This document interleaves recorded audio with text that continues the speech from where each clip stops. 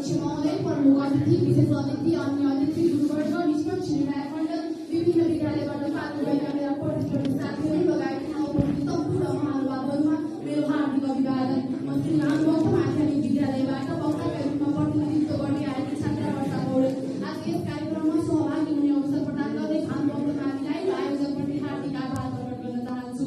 आजको यस वक्तृत्वकला कार्यक्रमको विषय रहेको छ मानवीय सेवामा युवाको भूमिका। उक्त विषयमा म आफ्ना भनाइहरू राख्ने अनुमति चाहन्छु।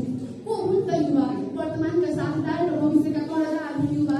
देशको आर्थिक, सामाजिक, राजनीतिक र शैक्षिक पक्षमा सकारात्मक परिवर्तन ल्याउन आफ्नो जोश, तागत र सचेतनालाई विवेकपूर्ण तरिकाले प्रयोग गर्न सक्ने क्षमता भएका पुस्तामा युवा हुन्। युवा भनेका केवल उमेर जवान भएका मानिस मात्र नभई कर्मशील, सृजनशील, क्षमतावान, बुद्धिमान, साहसी र परिवर्तनका सम्वाहक हुन्। जब युवाको सोच र मानवताको भावना एक हुन्छ तब मात्र समाजमा नयाँ परिवर्तनको सुरुवात हुन्छ।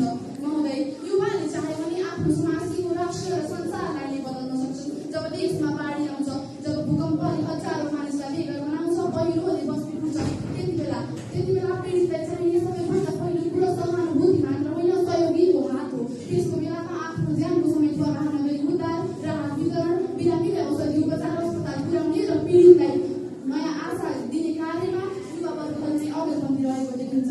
मानव सेवाको अर्को अनुभव उदाहरण हो रक्तदान। एउटा रगतको थैलीले कसैको जीवन बचाउन सक्छ भने त्योभन्दा ठुलो मानव सेवा अरू के हुन सक्छ? त्यसैले नै रक्तदानलाई जीवनदान भनिएको हो। तर विडम्बना, आज यस्ता कार्यमा सहभागी हुनुपर्ने युवाहरू लागु पदार्थ र त्यो विषाणुको दलदलमा बसिरहेका छन्। जसका हातले रक्तदान गर्नुपर्ने थियो तिनै हातले नै आफ्नो स्वयंको भविष्यलाई अन्धकारतर्फ धकेलिरहेका छन्। त्यसैले आजको आवश्यकता युवाले आलोचना गर्नु होइन, स्वयंसेवा, मानव सेवा र सत्कर्मतर्फ प्रेरित गर्नु हो। किनभने युवाको वास्तविक परिचय उसको उमेरले होइन, मानव सेवाप्रति गरेको निस्वार्थ सेवाले दिन्छ। महामानव स्वामी विवेकानन्दले भनेका थिए, जिउँदा देवताको पूजा गर्ने गर, ढुङ्गाका देवता आफै प्रसन्न हुनेछन्। अर्थात् वास्तविक पीडित भएको व्यक्तिलाई सेवा गर्नु सच्चा ईश्वरको सेवा गर्नु हो। मन्दिरमा देवता खोज्नुभन्दा पहिला पीडामा परेको व्यक्तिको मन्दिरको देवत्व बुझ्ने गरौँ। हामीले गर्ने मानवीय कार्य, मानवीय सहयोग आफू र आफ्नो आफन्तको लागि गरेको वचन हो। जुन अरूलाई दुःख पर्दा सहयोग गरे आफूलाई पर्दा पनि राहत पाउन सकिन्छ। हरेक विपदमा र सामाजिक कार्यमा सहयोग पुर्याउनु नै मानवीय सेवा हो। तर आज समाजमा समाज सेवाका नाममा विभिन्न व्यक्ति तथा संस्थाहरूले लुट गरेको पाइन्छ। राजनैतिक कुचतानी गरेको देखिन्छ। सानोभन्दा सानो सहयोग पनि ठुला प्रचारवादी गरिरहेको अवस्थामा म सेवा गर्छु भन्ने मूल मन्त्रका साथ रेड क्रस जस्तो संस्थाको स्थापना भएको थियो।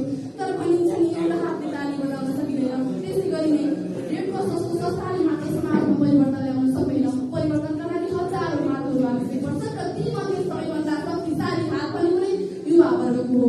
सभाध्यक्ष महोदय, इतिहास साक्षी छ, परिवर्तनको केन्द्रमा युवा थिए, युवा छन् र युवा नै रहनेछन्। आज जहाँ परिवर्तन भएको छ त्यहाँ युवाको पसिना मिसिएको छ। त्यसैले यहाँ उपस्थित प्रत्येक युवालाई म एउटा आग्रह गर्न चाहन्छु, अरू सफल भएको देखेर ताली मात्र नबजाऊ, कसैको सफलताको कारण पनि बनाऊ। किनभने इतिहासले सफल व्यक्तिलाई मात्र होइन, अरूको सेवामा समर्पित व्यक्तिलाई पनि सम्मान गर्ने गर्छ। त्यसैले आजैदेखि हामी सबैले पहिला म होइन, पहिला मानवता भन्ने भावना अपनाउनुपर्छ। आज समाजमा जिउँदा देवताका रूपमा चिनिन्छन् युवा। कुनै पनि राष्ट्रको उज्जवल भविष्यको लागि केवल पढाइ मात्र पर्याप्त हुँदैन। राम्रो चरित्र, सेवा गर्ने भावना र जिम्मेवारी पनि उत्तिकै आवश्यक पर्छ। सम्माननीय निर्णायक मण्डलज्यू, अन्त्यमा म यति मात्र भन्न चाहन्छु कि मानवीय सेवा कसैको दया होइन, हामी सबैको दायित्व हो। युवाको वास्तविक शक्ति केवल उसको हातमा होइन, हृदयमा हुने गर्छ। समाजको आधार भनेको नै मानिस हो र मानवताको पहिचान भनेको नै सेवा हो। त्यसैले म फेरि पनि भन्न चाहे, सेवा हाम्रो बानी बनोस्, सहयोग हाम्रो संस्कार बनोस् र युवा शक्ति मानव सेवाको सबैभन्दा ठुलो शक्ति बनोस्। यही अपेक्षाका साथ म आफ्नो पनि